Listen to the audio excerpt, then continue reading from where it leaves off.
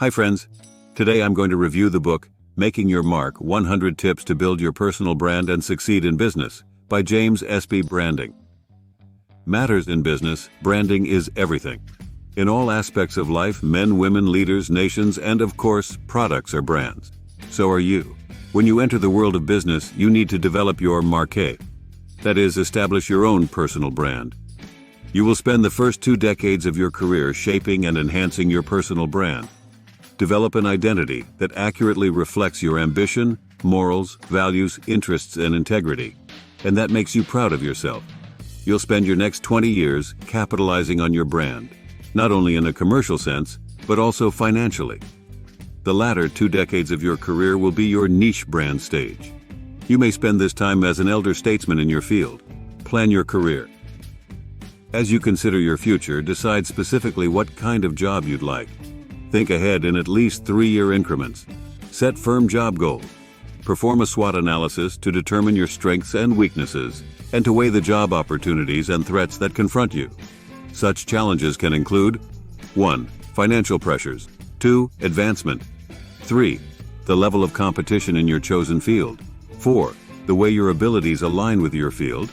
And 5. The chance that a lack of knowledge might hold you back.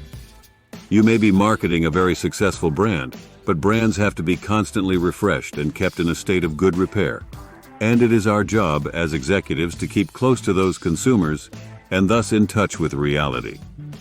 Target prospective companies on the basis of their prospective future. Think of sure growth firms like Google or Facebook, and not what they have accomplished in the past. Learn everything you can about the senior managers of the firms that interest you. Investigate their career arcs, corporate strategies, and corporate culture. You want to vest your time and ambition in a firm with a positive culture. In such a culture, employees feel proud to be associated with the company, feel good about going to work, and feel valued. One of the great pleasures in my life was, and still is, to spot and find bright young people with talent. Treat them with respect and encourage them to develop their full potential. Look for companies that treat their employees well. Do the managers speak and act respectfully toward the people they supervise? Do they regard their employees as important company assets or as easily replaceable cogs? Seek companies that value innovation, that welcome new ideas and lateral thinking. Look for companies that, like Apple, ignore the old status quo and invent a new status quo every time they launch a new product or service. Good leaders present ideas clearly, convincingly, and accurately, be it written or oral. Whatever company and culture you choose, your ideal job will bring you colleagues who are worthy of respect, opportunities to make a significant contribution, and the chance to earn a good salary and enjoy yourself. Tweak your resume every time you apply for a job to address the specific needs of each company. Create both electronic and hard copy versions of your resume. Rejection, painful as it may be, is part of the job search process. Remember that you are as likely to reject a prospective employer as a company is to reject you. The purpose of all your planning is not to take the first offer that comes along. It is to find the right fit for your goals and desires. Accept rejection and persevere until you win the job that you know is right for you. Get a contract, a verbal promise, or a handshake is no protection against being fired or having the original terms of your employment altered. Politely but firmly insist on a contract that spells out the period of notice for dismissal or departure, usually 3 to 6 months. If your job sends you to live and work overseas, your contract must include a clause guaranteeing you any necessary repatriation expenses. It may be hard to insist on these details when you first come into a company, but the only person looking out for your interests is you.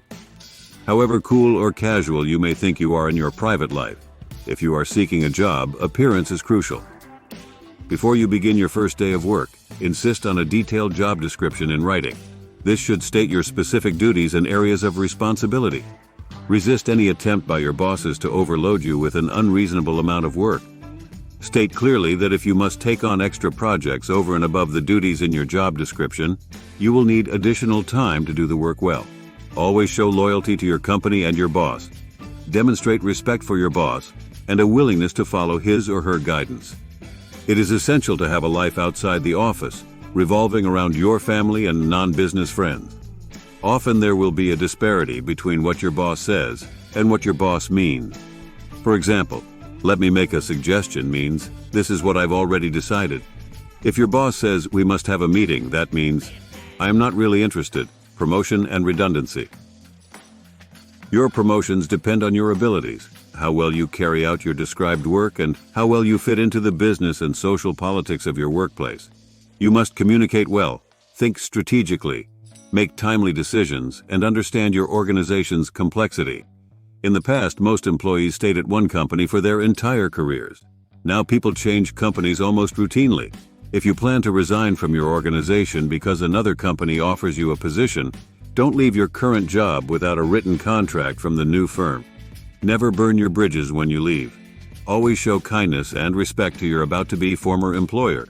You never know when or where you will encounter your former colleagues or company again. If you have negative thoughts or feelings about your old firm, keep them to yourself. Never complain to colleagues or superiors on the way out. Periodically disconnect yourself from electronic communication devices, both in the office and especially at home. Most companies downsize ruthlessly, so you may eventually find yourself redundant. If so, move on to your next job opportunity in good spirits and with a positive attitude. Don't feel bad if you get downsized or even fired. Focus on feeling hopeful and on looking to the future. A business will fire you at least once in your career. It's part of life. Any transition in your career path has the potential to be positive in the long and short term. Whatever job made you redundant also granted you valuable experience. Now that you are free, you can redirect your path in pursuit of a job or career you want even more. On time means early. Be punctual. Plan to always arrive 15 minutes early for meetings and corporate events. Dress appropriately. Prioritize your tasks to get the toughest jobs out of the way first. If you make a mistake, admit it right away. Never send anything in an email that you wouldn't want published for all to see. To communicate appreciation, nothing works better than a handwritten letter, never an email. The same cautionary advice about emails applies to any negative comment you might make on a social network or anywhere on the internet. Such comments live forever online. Any potential new company will research your online identity. Always speak well of your job, colleagues, and bosses on social media. There are far too many meetings in most businesses and far too many meetings about meetings. Treat your colleagues professionally, no matter what their positions may be. Be steadfastly courteous and respectful. Never blame your coworkers or subordinates when problems occur. Assume a shared responsibility mindset. Remember that the job does not revolve around you, and never let others think you think it does. Explain your program objectives to all your team members and keep them abreast of any likely changes. Basic finance competent business people understand the basics of business finance, including turnover, profit, and cash. Learn to calculate your profit margin and cash flow. Profit margin does not mean cash on hand. It is a ratio that expresses how profitable your business is, not its raw earnings, but what % you keep of each dollar you bring in. Any business needs more than cash on hand. It needs solid, reliable cash flow. Research and bear in mind the creditworthiness of your customers. Send out timely invoices and insist upon timely payment. Negotiate payment terms and schedules with your vendors that work for you and for them. Take advantage of any government subsidies available for a firm like yours. Marketing: the real boss in every business is the customer. Since your customers are in charge, satisfy them. Ensure that your products and services and your personal brand remain relevant in rapidly changing markets. Create goods that deliver tangible value to consumers. To compete effectively, do your research, understand and learn to predict your competition. Leadership. Do you want to become a leader? Great leaders motivate their people. They create a collaborative environment and relish hiring and working with the most intelligent employees they can find.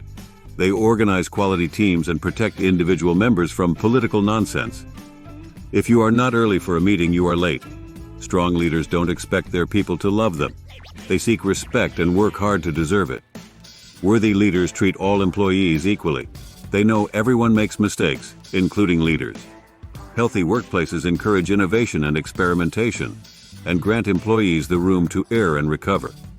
As you build your team, remember, TEAM is an acronym for Together Everyone Achieves More. Working overseas, people who move up in responsibility and stature often get the opportunity to work overseas. A handshake is worth 1,000 emails. When you work in another country, maintain an attitude of geocentrism. This means acting positively toward different people and cultures. Respect their attitudes and ideas. Accepting and utilizing the best ideas from the people whom you meet in your business travels is multicultural adaptability and serves every organization well. Research the culture you are moving into. It is fundamental to ensure an appropriate understanding of major risks facing an organization, including lessons from the financial crisis and corporate failings.